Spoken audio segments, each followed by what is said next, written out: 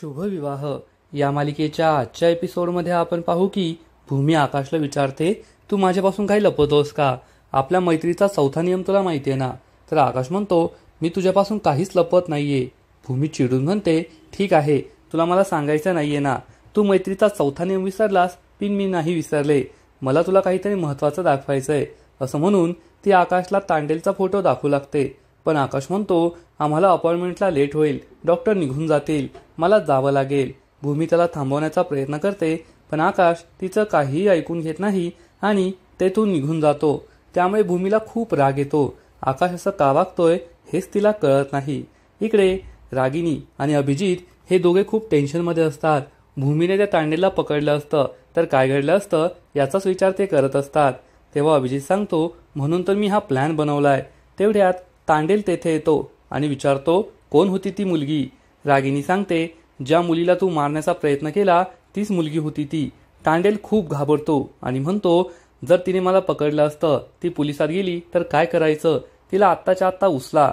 अभिजित म्हणतो, त्यासाठी तर तुला इथे बोलवलंय.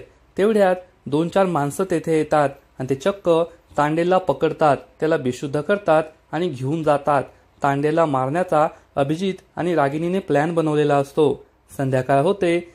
भूमी पूजेची सगळी तयारी करत असते. तेव्हा तिला आठवतं की मला तांडेल दिसला होता. मी आकाशला सगळं सांगण्याचा प्रयत्न केला, पण त्याने काहीच ऐकून घेतलं नाही. आताही तो फोनवर बिझी आहे, माझ्यापासून दूर राहतोय असा विचार करून ती खूप चिडलेली असते. तेवढ्यात मानसी आणि अथर्व तेथे येतात. भूमी या दोघांवर सुद्धा रागावलेली असते. त्यानंतर घरात हनुमान जयंतीची सगळी तयारी सुरू असते.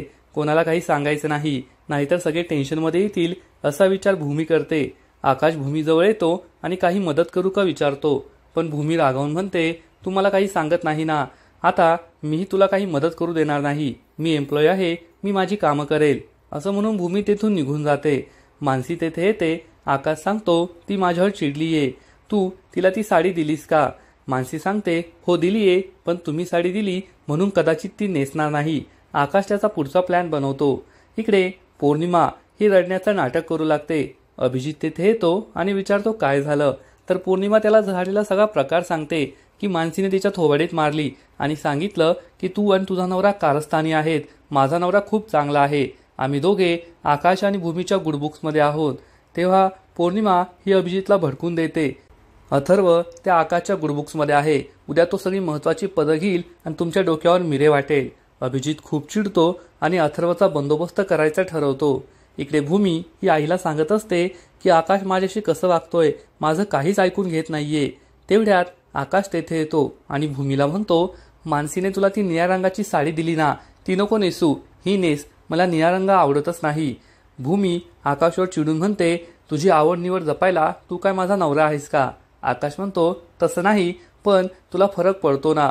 भूमी त्याच्याकडून ही साडी घेते आणि विचार करते, तू माझं ऐकत नाहीस ना, मीही तुझं ऐकणार नाही आणि मी निळ्या रंगाची साडीच नेसणार. हे ऐकून आकाशला खूप आनंद होतो. हा सगळा त्याचा प्लॅन असतो. दुसऱ्या दिवशी सकाळी हनुमान जयंतीची सगळी तयारी झालेली असते. सगळे हॉलमध्ये येतात, पण भूमी आलेली नसते, म्हणून आकाश तिची वाट पाहत असतो. तेवढ्यात भूमी ही निळ्या रंगाची साडी नेसून येते. ती खूप सुंदर दिसत असते. आकाश हा तिचा हात पकडतो आणि म्हणतो, आज तू निळ्या रंगाची साडी नेसलीये ना, म्हणून मी निळ्या रंगाच्याही प्रेमात पडलोय. पुढील एपिसोडमध्ये आपण पाहू की भूमीचे बाबा स्वतःच्या पायांवर उभे राहणार आणि हे पाहून भूमीला आश्चर्याचा धक्काच बसेल. मग आता पुढे काय होईल हे जाणून घेण्यासाठी व्हिडिओला लाईक करा, शेअर करा आणि चॅनलला सबस्क्राईब करायला विसरू नका. धन्यवाद. शुभविवाह या मालिकेच्या आजच्या एपिसोडमध्ये